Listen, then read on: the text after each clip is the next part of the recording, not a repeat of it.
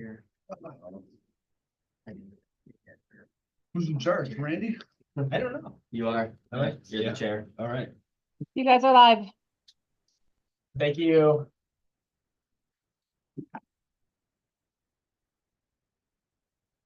Call meeting order at 6:18 and Did you guys get these?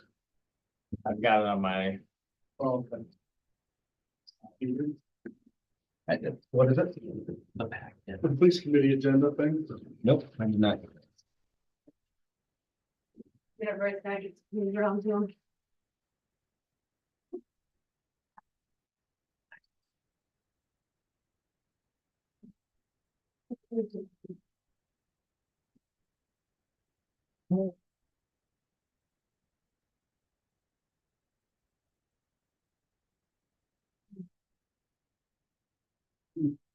Looks like the back sheet is the same one I just gave you.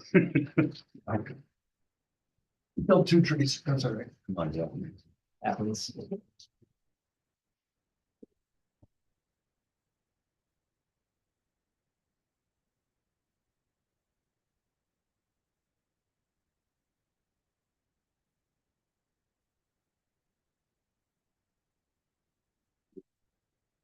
Okay, 60.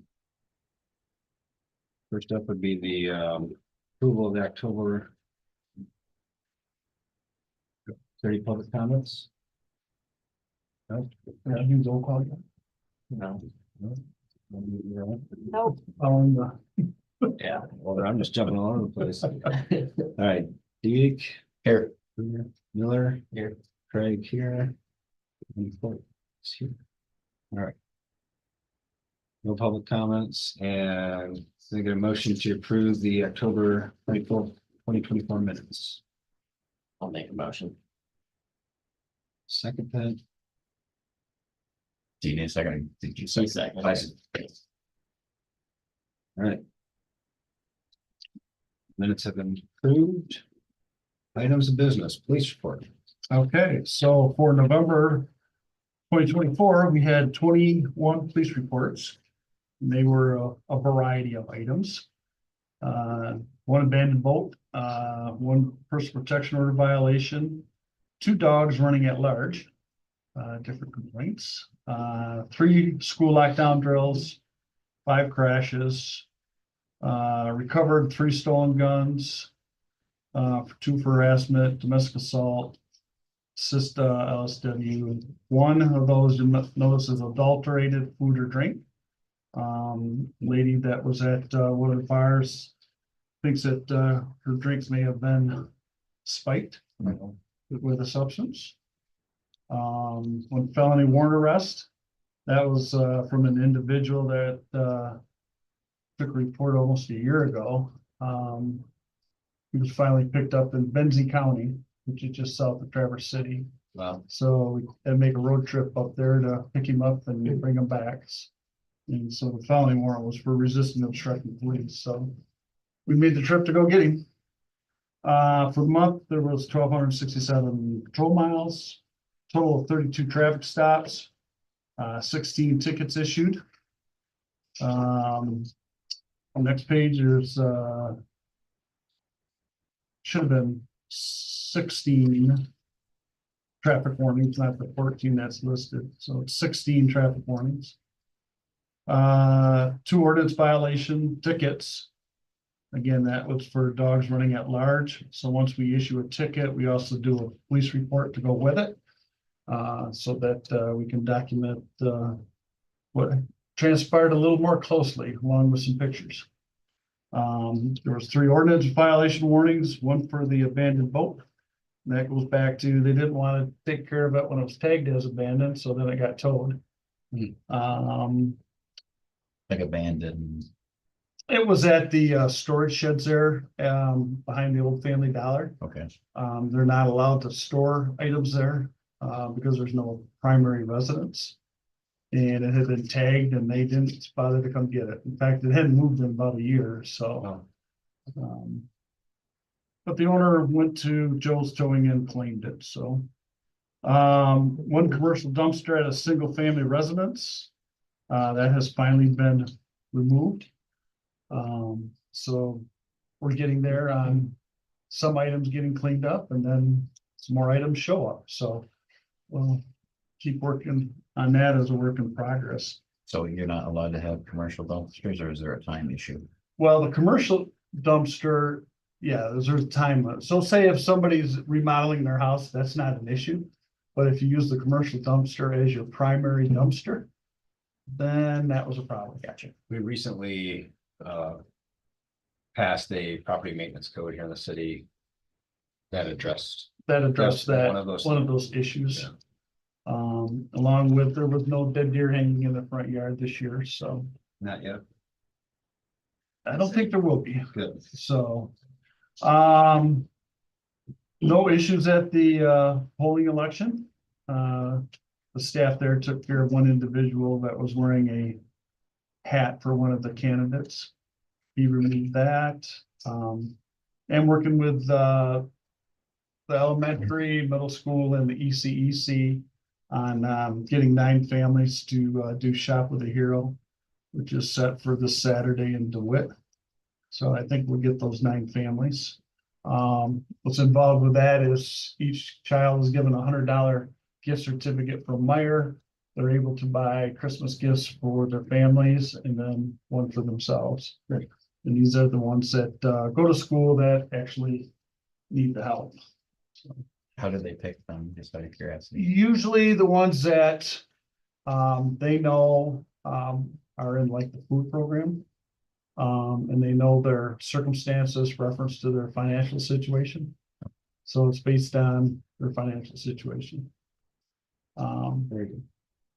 4 liquor inspections completed. Assisted LSW ambulance with a deer hunter that was in the woods having chest pains. Couldn't walk out. He was about 200 yards off the road. Assisted the elementary school with a student that doesn't want to go to school. So we had a heart-to-heart, and she also wound up getting a visit yesterday, so I think she's learning that she's got to go to school. 5th grader. Also met with the superintendent, Matt Shasto, reference to the school lockdowns. And we're getting there. After 9 years, I think we're almost there. So there's a few more doors that have to be numbered.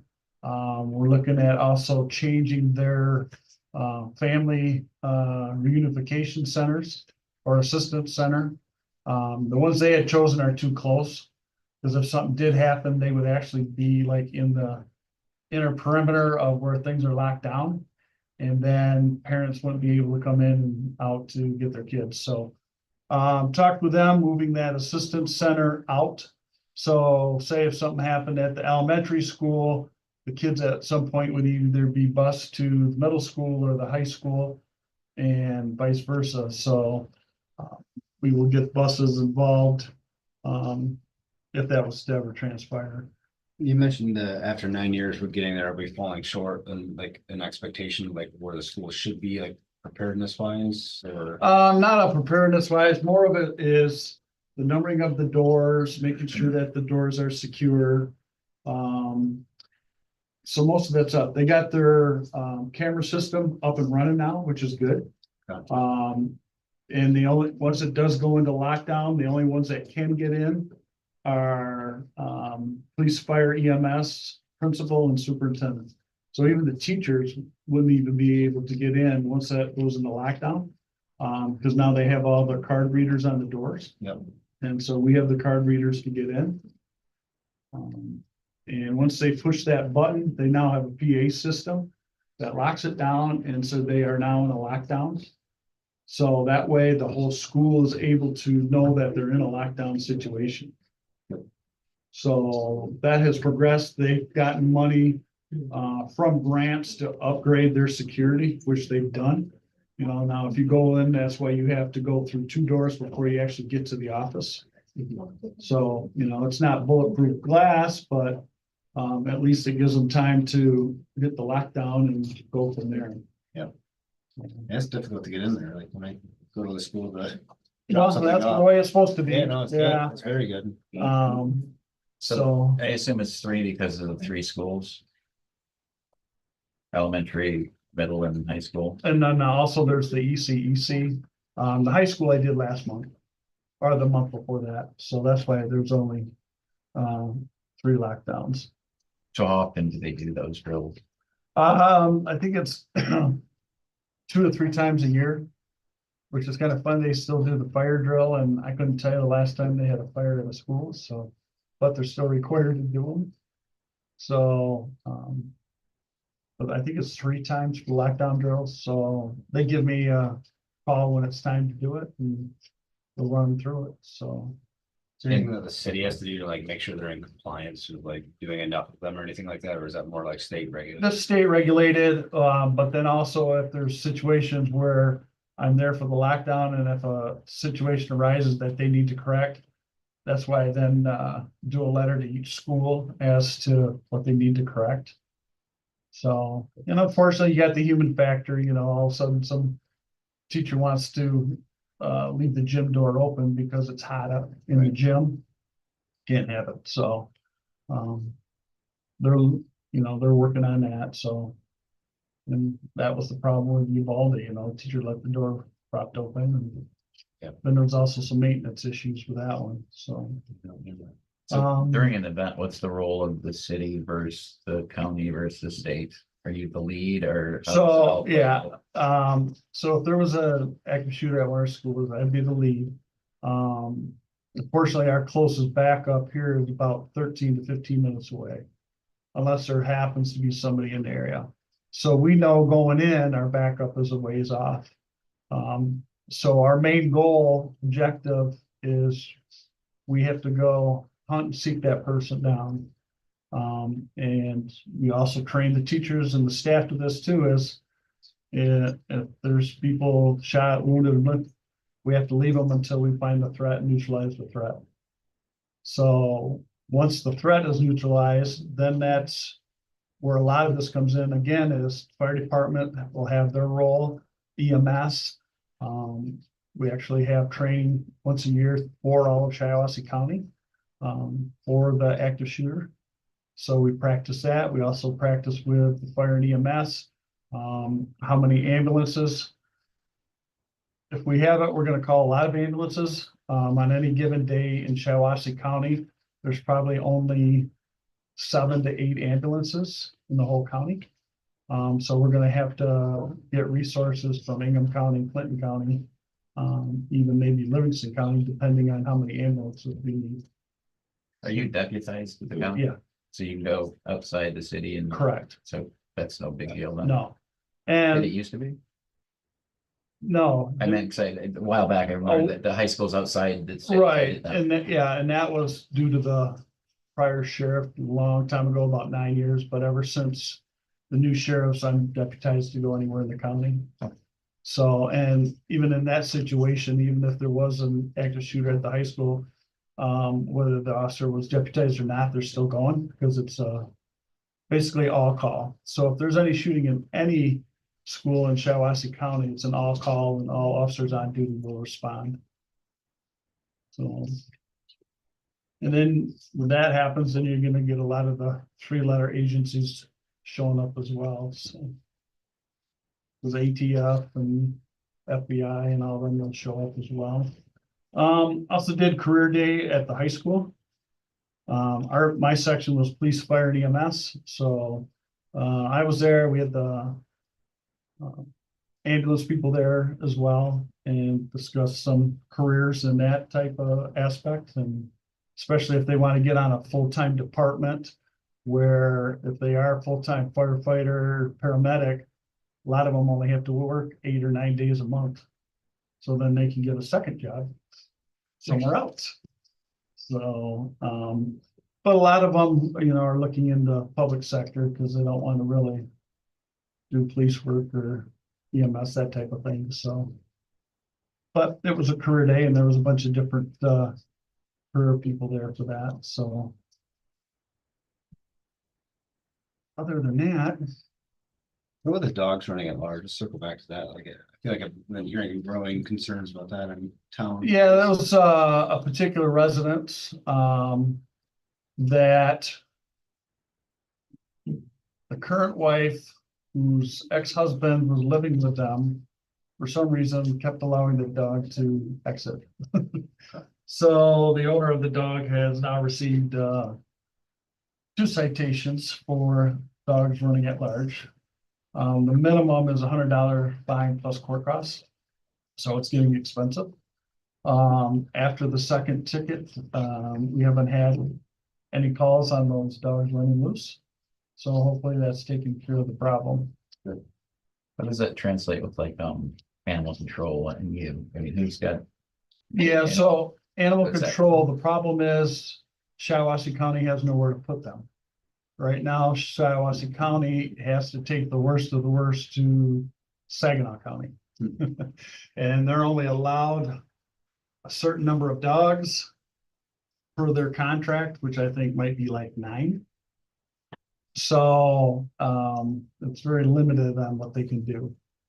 They used to be with that shelter on Bennington Road there.